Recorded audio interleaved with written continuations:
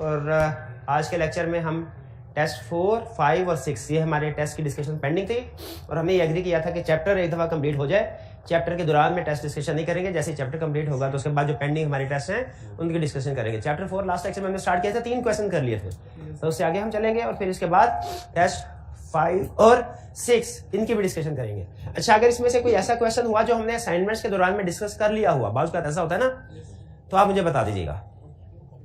Test 4 question 4 ये है हमारा टेस्ट 5 है जी, नहीं सॉरी टेस्ट 4 है, कंफर्म कर लेते हैं हम।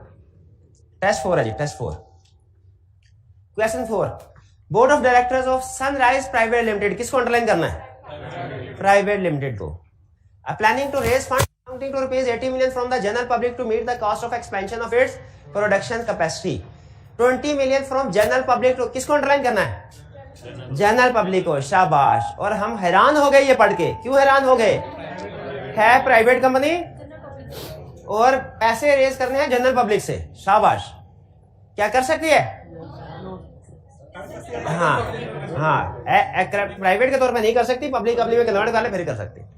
The current authorised and paid up capital of the company is 200 million, यानी जितना ऑथोराइज था उतना ही पेड अप है, मजीद कैपिटल की गुंजाइश कोई नहीं है। तो इसका मतलब कैपिटल क्लास भी कंफर्म चेंज होगी और प्राइवेट कंपनी की कंडीशंस भी कंफर्म चेंज होगी। ठीक है। Can advise the company about changes that would be required to be incorporated in memorandum and articles of association to allow the company to raise capital from the general public. सबसे पहले अब memorandum की changes बताइए, articles की, उसने दोनों की change पूछी है ना। पहले मेमोरेंडम की बता। मेमोरेंडम में पहली चेंज क्या है? Name class. नेम क्लास में क्या चेंज है? लफ्ज प्राइवेट रिमूव करना पड़ेगा, निकालना पड़ेगा। दूसरा चेंज, ऑथोराइज्ड कैपिटल क्लास को कम से कम 80 मिलियन से इंक्रीज करना पड़ेगा। तीसरा कोई चेंज मेमोरेंडम में और तो कोई चेंज नहीं। नहीं, लायबिलिटी तो वही लिमिटेड बाय शेयर ही रहेगी, लायबिलिटी चेंज नहीं होगी। शेयर कैपिटल इंक्रीज करने से लायबिलिटी चेंज नहीं होते। वो लिमिटेड बाय गारंटी में लायबिलिटी क्लास चेंज होती है, लिमिटेड नहीं। सब्सक्रिप्शन क्लास तो सेम रहती है सारी उम्र। मेमोरेंडम में सिर्फ यही 2 चेंजेस है। आर्टिकल्स में क्या चेंजेस है? सबसे अहम चेंज क्या है आर्टिकल्स में? कि वो जो 3 रिस्ट्रिक्शन थी जो प्राइवेट कंपनी के केस में अप्लाई की जाती थी, उन कंडीशंस को चेंज करना है कि रिमूव करना है? चेंज करना है कि रिमूव करना है? रिमूव करना है। वो 3 कंडीशन कौन सी थी? लिखना है। Limits the number of members to 50, restricts the right to transfer share, prohibits invitation to general public to subscribe for share. ये तीनों रिमूव। क्या कोई और चेंज आएगा आर्टिकल्स में? हाँ, जहां जहां पे प्राइवेट और पब्लिक कंपनी में डिफरेंस है आर्टिकल्स में, उस डिफरेंस को चेंज किया जाएगा। जैसे प्राइवेट कंपनी के मिनिमम नंबर ऑफ मेंबर कुछ और हैं, पब्लिक के कुछ और, तो मिनिमम नंबर ऑफ मेंबर्स को चेंज किया जाएगा, बढ़ा के 2 से 3 किया जाएगा। मिनिमम नंबर ऑफ डायरेक्टर्स को बढ़ा के 2 से 3 किया जाएगा। प्राइवेट से पब्लिक हो रही है। अच्छा सॉरी, सही कह रहे हो, 2 से 7 क्यों भला? जनरल पब्लिक से शेयर इशू कर रहे हैं, लिस्टेड कंपनी में कन्वर्ट होगी, पब्लिक में भी होगी और फिर लिस्टेड में भी होगी।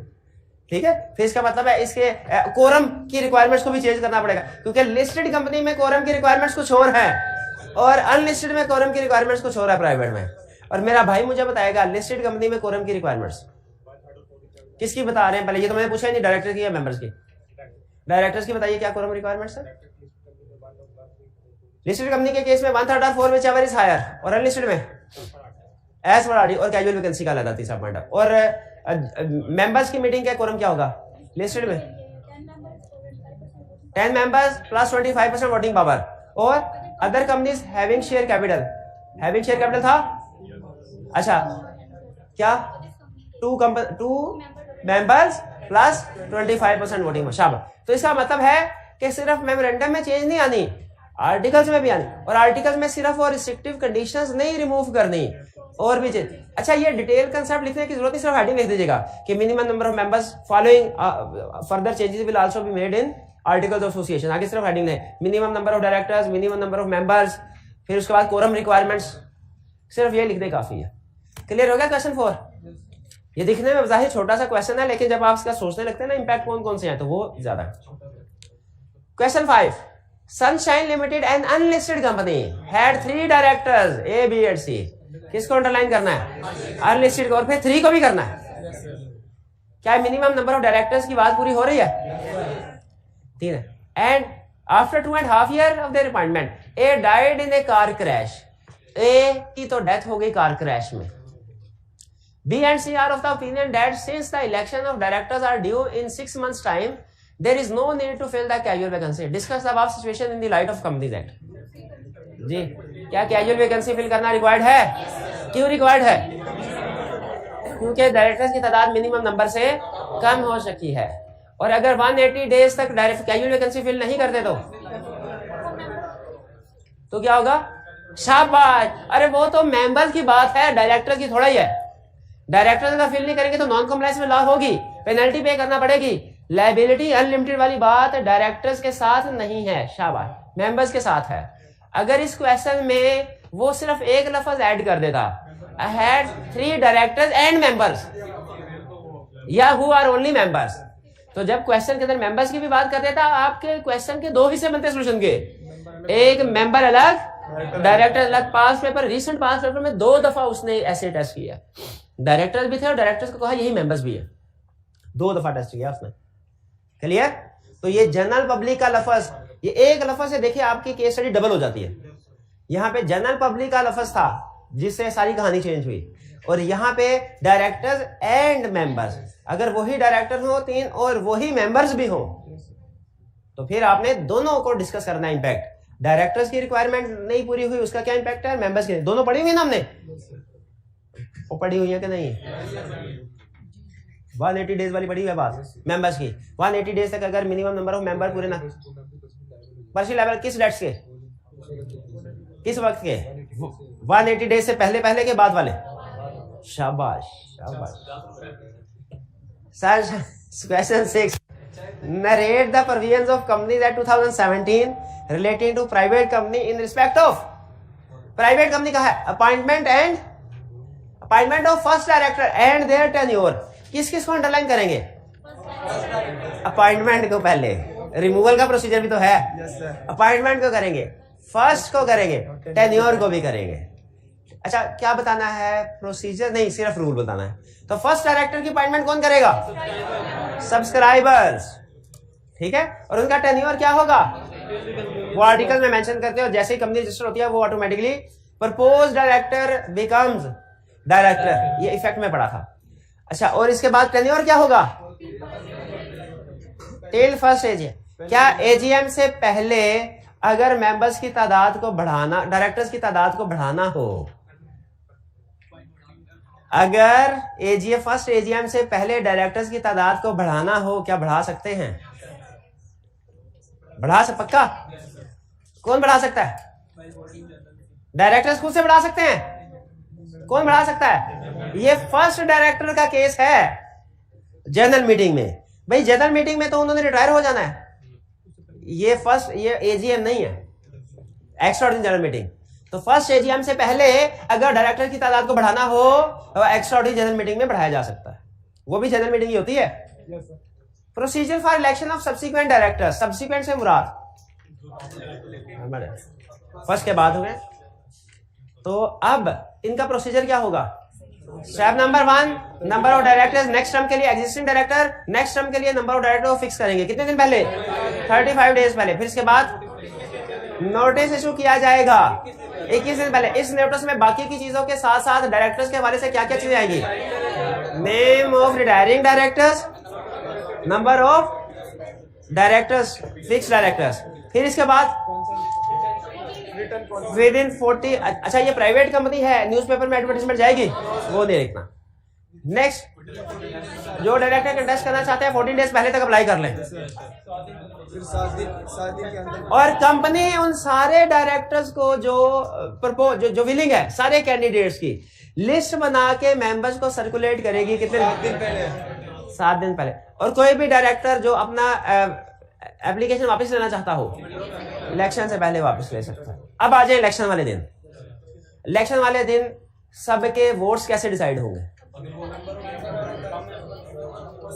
अगर तो देखा जाएगा जो number of candidates to be appointed से कम है, सारे अनपोल। अगर ज्यादा है, पोलिंग होगी। पोलिंग में number of number of shares multiply number of directors to be appointed. शाबाश, सबको वोट्स दिए जाएंगे, हाईएस्ट वोट्स वाले सक्सेसफुल होंगे। क्लियर जी, कोई प्रॉब्लम इसमें? चलिए क्वेश्चन, ये टेस्ट 4 हमारा क्लियर, इसको तो ठीक करें। टेस्ट 5,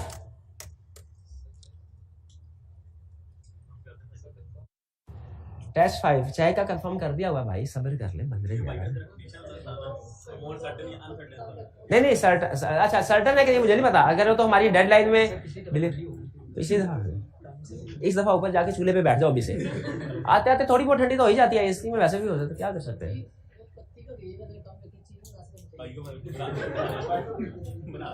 पत्ती कम चीनी मुनासिब, शाबाश। नहीं कर। On 31 December 2020 Ali was appointed as chief executive of पर लिमिटेड, ए लिस्टेड कंपनी। किसको अंडरलाइन करना है?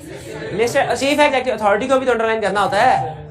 वो कौन सी वाली प्रोविजन है जो स्पेसिफिकली चीफ एग्जीक्यूटिव से रिलेट करती है और हमने पढ़ी है? हाँ, पब्लिक कंपनी का सीईओ एंगेज नहीं हो सकता। बड़ी सादा सी प्रोविजन, बड़े सादा मासूम बंदे हैं आप। इसमें जो उसके रिश्तेदार थे और उसके रिश्तेदार थे वो भी तो कवर करें दोनों के। CEO of public company or its spouse or minor child cannot engage in competing business of company or its subsidiary companies। ठीक है, कंप्लीट प्रोविजन ये हुई। तो चीफ एग्जीक्यूटिव को भी अंडरलाइन करें, पोजीशन भी अहम होती है, listed company status type of company भी। इन मार्च जी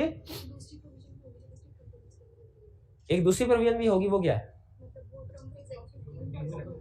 हाँ, चीफ एग्जीक्यूटिव डीम्ड डायरेक्टर होता है, ये हर कंपनी के लिए, ये सिर्फ लिस्टेड के लिए नहीं, ये हर कंपनी के लिए है। चीफ एग्जीक्यूटिव डीम्ड डायरेक्टर होता है। वो सिर्फ डिस्क्वालिफिकेशन की 2 कंडीशन थी। हाँ, वो डायरेक्टर्स के लिए भी थी, चीफ एग्जीक्यूटिव के लिए भी थी। याद है वो डिफॉल्टर वाली और ब्रोकरेज हाउस वाली। हाँ जी। इन मार्च 2021 he informed the board that on 15 February 2021 his spouse was appointed as a director in brokerage house।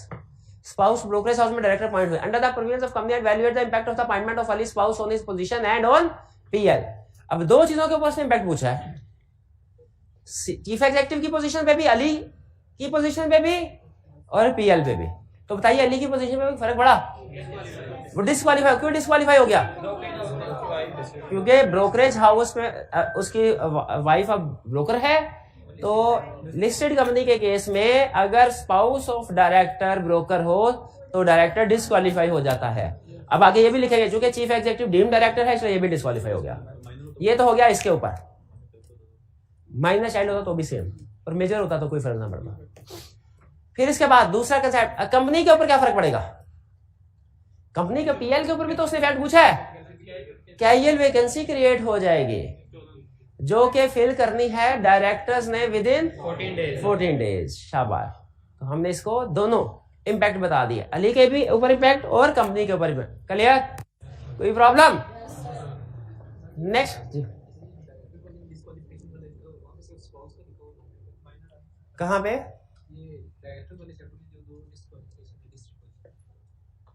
Director वाले चैप्टर में जो 2 डिस्क्वालिफिकेशन है ना, लिस्टेड वाली, एक है डिफॉल्टर वाली, एक है ब्रोकर वाली। उसमें जो ब्रोकर वाली है ना वो सिर्फ स्पाउस के लिए है, माइनर चाइल्ड के लिए नहीं है। ठीक है, माइनर अच्छा वाला सही ट्रैक में जा रहा था, डी ट्रैक किया तुमने मुझे। जो हमारी जो थी ब्रोकरेज वाली उसमें माइनर वो सिर्फ स्पाउस था, सिर्फ स्पाउस। हाँ, जो कंपीटिंग बिजनेस है उसमें स्पाउस और माइनर चाइल्ड दोनों हैं। तो हमारी तरतीब ये बनी, लिस्टेड कंपनी के केस में अगर डिफॉल्टर है तो वो खुद ही, अगर ब्रोकर है तो स्पाउस भी, और अगर कंपीटिंग बिजनेस है तो माइनर चाइल्ड भी। ये तीनों चीजें ध्यान में रखिएगा। डिफॉल्टर है तो खुद ही डिफॉल्टर है, डिस्क्वालीफाइड। ब्रोकर है तो खुद या स्पाउस, दोनों में डिस्क्वालीफाइड। और कंपीटिंग बिजनेस के केस में तीनों, माइनर चाइल्ड भी। नेक्स्ट क्वेश्चन 2, ये किया हुआ है? शाबाश, फिर तो आपको पक्का होगा ना। शेयर होल्डिंग है 25, 25, 25, 50, CDEF 10, 40, 90 और 5, 5। ठीक है जी। अब वो क्या करना चाहते हैं? ये सारे मिलके सीईओ को रिमूव करना चाहते हैं। अब ये शेयर होल्डर है, डायरेक्टर भी कह रहे हैं। क्या डायरेक्टरशिप का भी कोई कंसेप्ट है? ABCD are not satisfied with performance safety of the company and want to remove him before expiry of term. Board meeting was called for this purpose but attended by aggrieved directors only, who passed a resolution for removal of CEO. A director, अच्छा ये ऊपर लिखना नहीं दिया कि share holders भी हैं, directors भी हैं. कौन रिमूव करना चाहते हैं? ABC. अब देखिए 8 share holder, 8 directors, 8 share holder, 5 director remove करना चाहते हैं. ABCDE पांचों आए और उन्होंने रेजोल्यूशन पास कर दी. इसे प्रेजेंट की बेस पे क्या परसेंटेज कैलकुलेट होती है? टोटल 3/4 जहां कहीं लिखा हुआ लॉ में. हाँ, डायरेक्टर्स का या इफेक्टेड क्लास का. डायरेक्टर का 3/4 कैलकुलेट करना है या इफेक्टेड क्लास का 3/4 मतलब टोटल. और अगर स्पेशल रेजोल्यूशन कैलकुलेट करना है प्रेजेंट का, तो यहाँ पे बोर्ड मीटिंग हुई, 5 लोग आए, पांचों के पांचों ने कहा सीईओ को रिमूव कर दो. नहीं, क्यों नहीं कर सकते? 3/4 मेजोरिटी पूरी नहीं है, 3/4 के लिए छठा डायरेक्टर भी ऐड होना चाहिए. अब क्या करें? ऑप्शन क्या है? छठे को ऐड कर लें या दूसरा तरीका मेंबर्स की मीटिंग में स्पेशल रेजोल्यूशन पास की जाए. और अब की बात स्पेशल रेजोल्यूशन पास हो सकती है ABCDE की. क्यों? 80% शेयर होल्डिंग हो जाएगी, जबकि इन्हें 75% तक चाहिए मैक्सिमम. क्लियर? ये कंसेप्ट किस पे बेस कर रहा था? ये क्वेश्चन किस कंसेप्ट पे बेस कर रहा था? रिमूवल ऑफ चीफ एग्जीक्यूटिव में. और 2 तरीके हैं, एक 3/4 मेजोरिटी ऑफ डायरेक्टर, दूसरा बाय पासिंग स्पेशल रेजोल्यूशन. चलिए जी, question 3.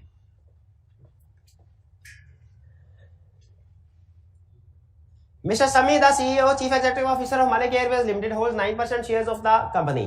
He has now been offered to become the Chief Executive Officer of Akhtar IT Services Private Limited, a subsidiary of Yusuf Textile Limited. क्या एक person एक से ज्यादा companies का chief executive बन सकता है? बन सकता है, उसमें प्रॉब्लम नहीं है. प्रॉब्लम किसमें है? कंपीटिंग बिजनेस में. तो ये चूंकि पब्लिक कंपनी का सीईओ है मलिक एयरवेज, तो ये मलिक एयरवेज लिमिटेड या उसकी किसी भी सब्सिडरी के कंपीटिंग बिजनेस में एंगेज नहीं हो सकता. ये बात समझ आ रही है? तो अब हमने ये देखना है कि क्या ये जिस कंपनी में सीईओ बनने जा रहा है वो मलिक एयरवेज या इसकी किसी सब्सिडरी की कंपीटिंग है.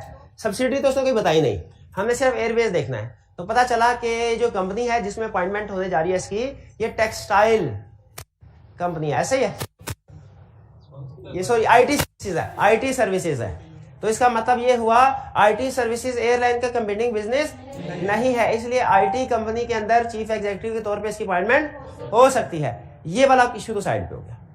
दूसरा इशू वो कह रहा है समी स्पाउस होल्ड डायरेक्टरशिप इन यूसुफ टेक्सटाइल मिल्स लिमिटेड. ठीक है, जो स्पाउस है वो जिस कंपनी में वो अब चीफ एग्जीक्यूटिव बनने जा रहा है IT सर्विसेज में, उसकी होल्डिंग कंपनी की डायरेक्टर है. तो क्या इससे कोई फर्क पड़ता है? इससे कोई फर्क नहीं पड़ता. कोई हमारी ऐसी लीगल प्रोविजन नहीं है जो इस सिचुएशन में डिस्क्वालिफिकेशन राइज कर रहे हो कि हस्बैंड सब्सिडरी में चीफ एग्जीक्यूटिव है और स्पाउस होल्डिंग में चीफ एग्जीक्यूटिव या डायरेक्टर है. इससे कोई फर्क नहीं पड़ता. क्लियर जी? आगे चलें. Next question 4. A company having 7 elected and 2 nominee directors wanted to appoint an employee of the company, Mr. K, as chief executive of the company. And ये सारा मैनेजमेंट वाले चैप्टर में से टेस्ट है ना. And is desirous to know the answer of the following before making the appointment. Mr. K को chief executive बनाना चाहते हैं और कुछ सवालों के जवाब चाहते हैं. पहला सवाल, status of mister K if appointed as chief executive viz other director. और डीम डायरेक्टर समझा जाएगा, यानी इसका इफेक्ट क्या होगा? डायरेक्टर्स की जितनी भी डिस्क्वालिफिकेशन है, ये इसके लिए गुड न्यूज नहीं होती कि चीफ एग्जीक्यूटिव डीम डायरेक्टर है. चीफ एग्जीक्यूटिव गुड न्यूज नहीं है. ये ना समझेगा आपके उसको डायरेक्टर की भी सैलरी मिलेगी, चीफ एग्जीक्यूटिव भी मिलेगी, कोई नहीं मिलने. डीम डायरेक्टर का मतलब क्या है?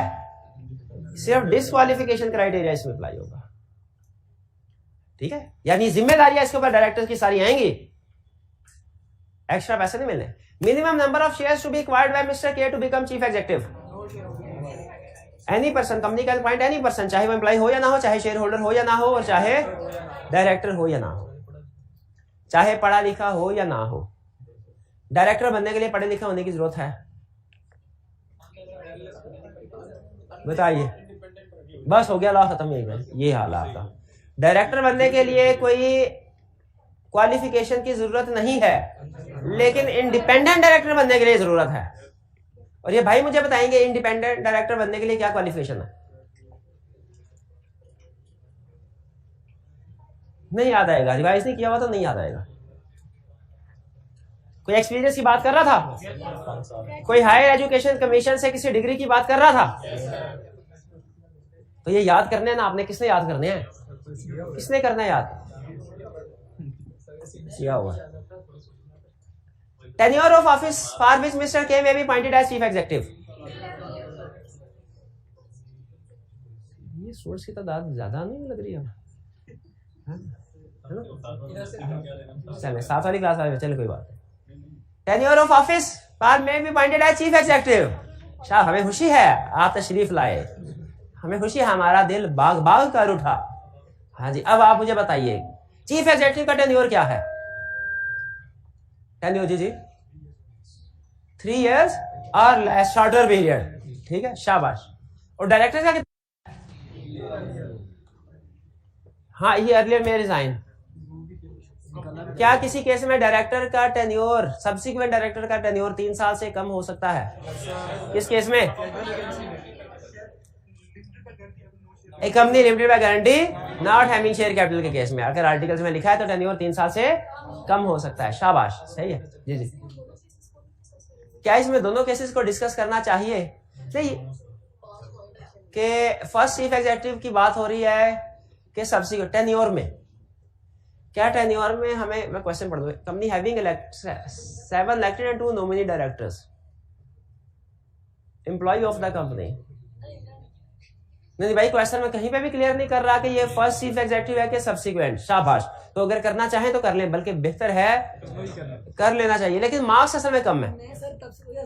आप मार्क्स लफ्ज आपके मुंह से निकला ही नहीं है। मैंने कहा 5 पॉइंट है, 6 नंबर है, अगर मैंने नहीं कहा तो मेरे हंसी की चाय आपकी लेना। ठीक है भाई, चलिए। हाउ मिस्टर के में भी रिमूव्ड?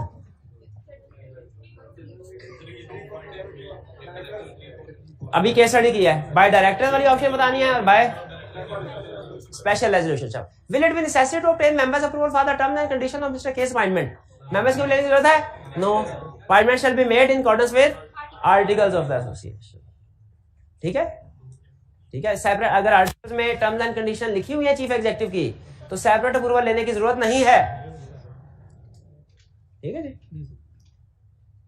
कौन डिसाइड करेगा फिर इसकी स्पेसिफिक टर्म्स एंड कंडीशन? कौन डिसाइड करेगा? Approval directors. आर्टिकल में ये लिखा होगा कि इसके अपॉइंटमेंट किसने करनी है, कैसे करनी है जी। इसकी जो स्पेसिफिक टर्म्स एंड कंडीशन है ना, ड्यूटीज चीफ एग्जीक्यूटिव की, वो कौन बताता है? डायरेक्टर। चीफ एग्जीक्यूटिव की डेफिनेशन में लिखा हुआ है under direction of chief executive. बल्कि चेयरमैन ऑफ बोर्ड भी, अजीब बात है चेयरमैन ऑफ बोर्ड, लेकिन इसके रोल्स एंड रिस्पॉन्सिबिलिटी कौन डिटरमिन करता है? डायरेक्टर्स। अपॉइंटमेंट भी वही करते हैं। चले, ये क्वेश्चन 5, ये आ गया आपका कंट्रोवर्शियल क्वेश्चन। क्वेश्चन 5 पहली रिक्वेस्ट जी, कोई बात नहीं था, फिर से कंसेप्ट रिफ्रेश हो जाएगा। Following composition of board of director of Faisal limited listed company, underline किसको करना है? Independent director, non executive director और एग्जीक्यूटिव डायरेक्टर। ठीक है जी। इंडिपेंडेंट डायरेक्टर एग्जीक्यूटिव डायरेक्टर में से होते हैं कि नॉन एग्जीक्यूटिव में से? Non executive. तो क्या हम ये कह सकते हैं independent director non executive director ही की एक टाइप है? मे और मे ना, हाँ, क्योंकि सारे non executive director independent director थोड़ी हो जाएंगे। ठीक है। Next, under the companies act 2017 advise which of the above director are eligible to be appointed as the chairman of board. तो नॉन एग्जीक्यूटिव डायरेक्टर होते हैं सलमान आरिफ अशरफ, ये तो कंफर्म। क्वेश्चन यहाँ पे किए है बड़ा कि क्या इंडिपेंडेंट डायरेक्टर खालिद दाऊद रहमत ये भी चेयरमैन अपॉइंट हो सकते हैं कि नहीं? अरे सवाल का जवाब इस कंसेप्ट पे है कि क्या independent director non executive director होते हैं कि नहीं। अगर तो independent director non executive director से ही अपॉइंट होते हैं तो फिर ये भी शामिल करेंगे चेयरमैन की एलिजिबिलिटी के लिए, लेकिन अगर नहीं तो फिर तो बताइए क्या independent director type of non executive director है? यस। तो इसका मतलब क्या हुआ कि ये जो चेयरमैन अपॉइंट करना है ये सलमान आरिफ अशरफ में से भी कोई हो सकता है और खालिद दाऊद रहमत में से भी कोई हो सकता है। हाँ, तब ऐड नहीं करवाया था। हाँ चेयरमैन, लेकिन अभी अपॉइंटमेंट तो उसमें से हो सकती है ना, वो बात तो ठीक है। जब अपॉइंटमेंट हो जाएगी उसके बाद जाहिर है वो चेयरमैन हो गया। इंडिपेंडेंट को आपने इंक्लूड करना है। Independent director is a type of non executive director. हमने इंडिपेंडेंट डायरेक्टर में ये पढ़ा हुआ है, इंडिपेंडेंट डायरेक्टर में कंसेप्ट पढ़ा नहीं हुआ कि नॉन एग्जीक्यूटिव डायरेक्टर आगे further independent director. Executive director कभी इंडिपेंडेंट नहीं हो सकता, और ये पढ़ा कि नहीं? एग्जीक्यूटिव डायरेक्टर कभी भी इंडिपेंडेंट, तो इंडिपेंडेंट डायरेक्टर कौन होगा? Non executive director. और चेयरमैन नॉन एग्जीक्यूटिव डायरेक्टर से बनाया जाएगा, तो इसका मतलब इंडिपेंडेंट डायरेक्टर भी इसमें शामिल हो गए। हाँ जी, खालिद दाऊद रहमत को भी ऐड करें। Also state time frame for his appointment and duration of office. Time frame for appointment का मतलब है कितने वक्त में इसकी अपॉइंटमेंट होगी, with in 14 days from election of directors. और ड्यूरेशन क्या होगी? 3 years। And his responsibilities, report और टर्म्स एंड कंडीशन डिटरमिन करेगा बोर्ड, और इसकी टर्म एंड कंडीशन में इसकी रिस्पॉन्सिबिलिटी में ओवरऑल परफॉर्मेंस रिपोर्ट बनाना भी शामिल है बोर्ड की। जी ये है जी क्वेश्चन नंबर 5, और इसके साथ ही हमारा टेस्ट 5 भी कंप्लीट हुआ। अब चलते हैं हम टेस्ट 6 की तरफ। इसमें तो एमसीक्यूज भी है, एमसीक्यूज में है। पहला question, in which of the following situations a company will have to issue prospectus or abridged prospectus along with application form? इनमें से किस सिचुएशन में prospectus इशू करना लाजमी है? A, in relation to shares or debentures which are not offered to public, इसमें नहीं issue कर। In relation to issue of share or debenture to existing members or debenture holders, इसमें भी prospectus issue नहीं करते। In relation of issue of shares which are uniform with shares previously issued and quoted on recognized, in relation to share debenture which are to be offered to public, D option correct है। Second, a prospectus is required to be duly signed by chief executive and a director, every person who is named in the director proposed, ये ठीक है, हर director या propose director पूछे होते थे कि ये कौन है, तो हो सकता है कोई हो, लॉ ने लिखा हुआ है तो होगा कोई प्रपोज डायरेक्टर भी। ठीक है, तो प्रॉस्पेक्टस को किसने साइन करना है? एवरी डायरेक्टर और प्रपोज डायरेक्टर। जी next, the CEO director and the CFO, no. Every director including chief executive, नहीं, सिर्फ कौन साइन करेगा? एवरी डायरेक्टर और proposer. Minimum subscription is the total authorised share capital of a company as stated in prospectus, या the whole amount of share capital other than that issued or agreed to be issued as paid up otherwise than in cash if no amount of minimum subscription is fixed. The whole amount of the subscription received from application if no amount of minimum subscription is fixed. The amount to be generated from general public for which prospectus issued, B option correct है। यानी अगर prospectus से आपने कोई भी amount fix नहीं की, तो जितना टोटल सारे का सारा शेयर कैपिटल है आपका, वो मिनिमम सब्सक्रिप्शन होगा सिवाय उस अमाउंट के जो अदर देन कैश है, यानी इन काइंड को नहीं। अगर 100 मिलियन टोटल शेयर कैपिटल है, 20 मिलियन की इशू करके मशीनरी वगैरह ले ली, तो कितना होगा मिनिमम सब्सक्रिप्शन? 80 मिलियन। जी ये था हमारा थर्ड क्वेश्चन। अब fourth, promoters of Blue Whale Limited got the certificate of incorporation dated 3 September 2021. They have decided that BWL shall never approach general public for raising fund and have further decided to commence business from next month. BWL will be required to file with registrar statement and new prospectus. Memorandum और article revise करने की जरूरत नहीं है, वो तो जब memorandum को रिवाइज करना, आर्टिकल को रिवाइज करना, तब फाइल करना है। इस वक्त मेमोरेंडम को आपने रिवाइज नहीं करना, बल्कि शेयर इशू कर रहे हैं तो अगर पब्लिक को शेयर इशू करे तो प्रॉस्पेक्टस फाइल करना होता है, और अगर प्राइवेट प्लेसमेंट के जरिए से इशू करें statement in new prospectus. 5, prospectus issued by company can only include statement claimed to have been made by an expert if such person, यानी स्टेटमेंट बाय एक्सपर्ट कब इंक्लूड करना है? If such person has not been engaged or interested in management of company, has not received any remuneration from company in preceding 3 years, ये वो independent director का लग रहा है, उसने ऑप्शन उठाई है। Is not a close relative of any of the company's employees, is a promoter of company। अच्छा, हालांकि डी भी ठीक है, अच्छा नहीं सॉरी, हाँ उसने पूछा हुआ है इफ सच पर्सन इज, हाँ तो डी भी गलत है, क्योंकि अगर प्रोमोटर है तो वो पॉइंट नहीं हो सकता, ये नेगेटिव सेंस में नहीं है, पॉजिटिव में। और हैज नॉट बीन एंगेज्ड और interested in management of company, ये सही ऑप्शन है। अगर कोई पर्सन कंपनी की मैनेजमेंट और फॉर्मेशन में इंटरेस्टेड नहीं रहा, वो एक्सपर्ट के तौर पे स्टेटमेंट इंक्लूड कर सकता है, ऐसे ही है। तो ए ऑप्शन करेक्ट हुई हमारी। Next question number 2, under the securities act, ये वो शेयर कैपिटल वाले चैप्टर में से है। 2015 an issuer or offerer of the securities intending to approach general public for raising funds shall have to submit a prospectus with the company for its approval. Public को issue करना है, बिल्कुल prospectus approve कराना पड़ेगा। List any 4 exceptions to the above provision of Securities Act. Exceptions बताइए, exceptions क्या होंगी जी, आप बताइए exceptions क्या होंगी, किन सिचुएशन में हम कमीशन से अप्रूवल लेने की जरूरत है? नॉर्मली शेयर इशू करे कमीशन से अप्रूवल लेनी पड़ती है ना, लास्ट वन स्टूडेंट, किन एक्सेप्शन बताइए कब अप्रूवल नहीं लेनी पड़ेगी? पढ़ी थी हमने, 5-6 पढ़ी थी। अल्लाह अकबर, मेरा भाई बताएगा। Securities are issued to existing members or their family member, to employees or their family member, right issue, bonus issue, security issued by State Bank of Pakistan, शाबाश। हाँ जी, share issued by holding company as dividend.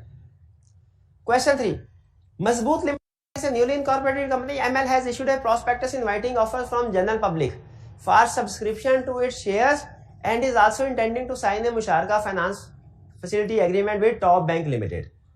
Incorporate हो चुकी है मजबूत limited company. ये private है कि public है, ये तो नहीं बताया। अब कैसे पता चला?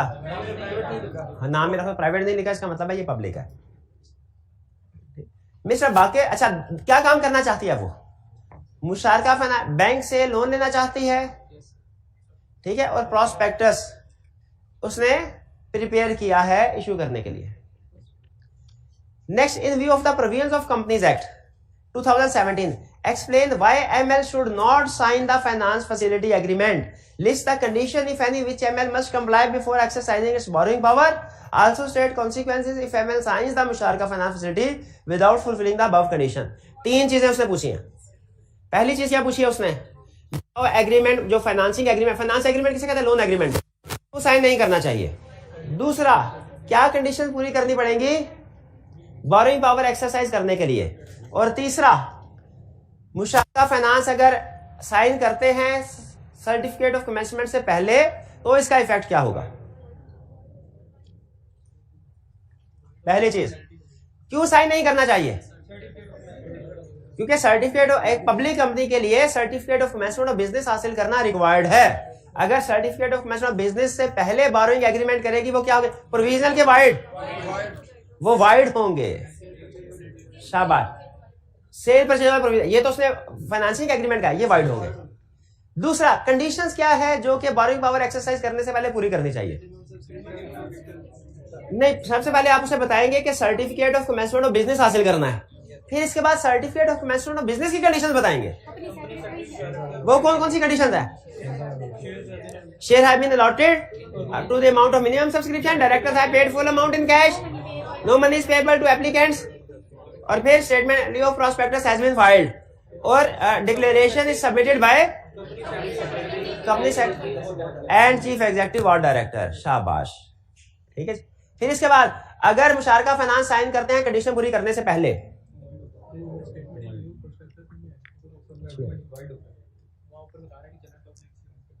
हाँ जनरल पब्लिक से इशू करने हैं, हाँ स्टेटमेंट इन लिeu ऑफ प्रॉस्पेक्टस वो कह रहे हैं इस कंडीशन के तौर पे नहीं आएगा, क्योंकि क्वेश्चन के अंदर उसने मेंशन कर दिया है कि हम जनरल पब्लिक को इशू करना चाहते हैं।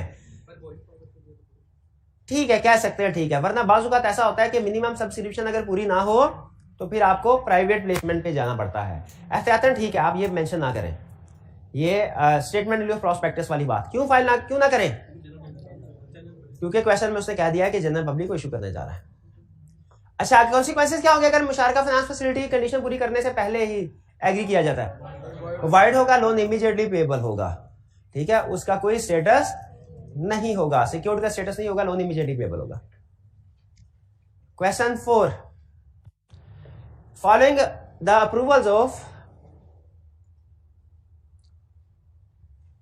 Top engineering limited by the SCCP in 31 August 2013 directors had drawn a following plan.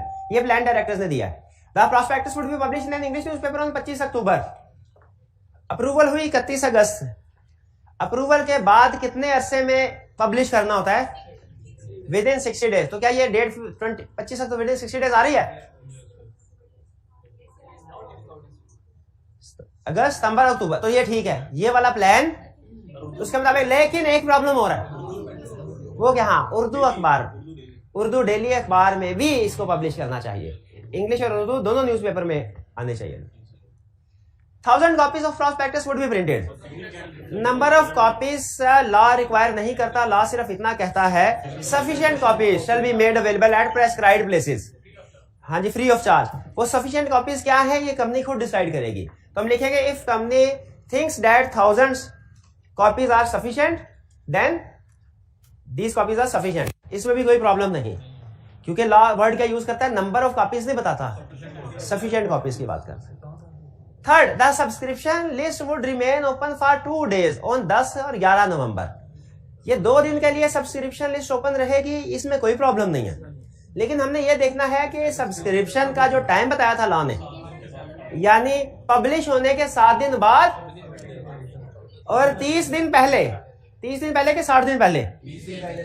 30 दिन पहले। तो ये टाइम में आ रहा है कि नहीं आ रहा? पब्लिश कब हुई? 25 अक्टूबर। तो 7 दिन ये होगा कि तकरीबन 2 नवंबर। 7 दिन के बाद और 30 दिन से पहले पहले, यानी 24 नवंबर तक। तो बिल्कुल उस टाइम पीरियड में जो अलाउड टाइम पीरियड है उसके अंदर ही पब्लिक सब्सक्रिप्शन हो रही है। पब्लिक सब्सक्रिप्शन 2 दिन के लिए, इसमें तो कोई आपका इतराज नहीं है। वो कंपनी की अपनी जजमेंट। शाबाश। Mister Ahmed place the initial capital. इसमें कोई और प्रॉब्लम तो नहीं? मिस्टर अहमद प्ले, शुक्रिया भाई, चाय अच्छी थी। Fantastic. Mister Ahmed play initial capital for the formation of mister Kamal's company and also assisted in circulating the company's prospectus. Company wishes to include statement by mister Ahmed as an expert regarding a technical issue. अच्छा, mister Ahmed formation में involve रहा था, आपने note किया? ये क्या मसला कर रहा था? हाँ, मिस्टर अहमद कंपनी की फॉर्मेशन में इन्वॉल्व था। कंपनी चाह रही है कि इस एक्सपर्ट के तौर पे इसकी स्टेटमेंट इंक्लूड करें। Can mister Ahmed issue such statement? Please reply. क्यों नहीं कर सकता? क्योंकि एक्सपर्ट के लिए इंडिपेंडेंट होना जरूरी है। वो इंडिपेंडेंट नहीं है। अच्छा, इसमें उसने 3 अल्फाज यूज किए हैं कि वो किन किन एक्टिविटीज में इन्वॉल्व नहीं होना चाहिए। वो अल्फाज कौन से हैं? हाँ, प्रमोशन, फॉर्मेशन, मैनेजमेंट। शाबाश। Question 6, arrange the following steps related to public issue of shares in logical sequence. 6 step ये किया था।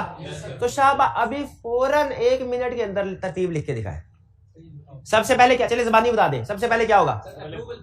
अप्रूवल बाय कमीशन और बोर्ड ऑफ डायरेक्टर्स की पहले अप्रूवल होगी। अब ये ना कहना अप्रूवल से मुराद बोर्ड ऑफ। अप्रूवल 2 तरह की है इधर भाई, एक एससीसीपी की है, एक बोर्ड ऑफ डायरेक्टर्स की है। बोर्ड ऑफ डायरेक्टर्स की अप्रूवल है।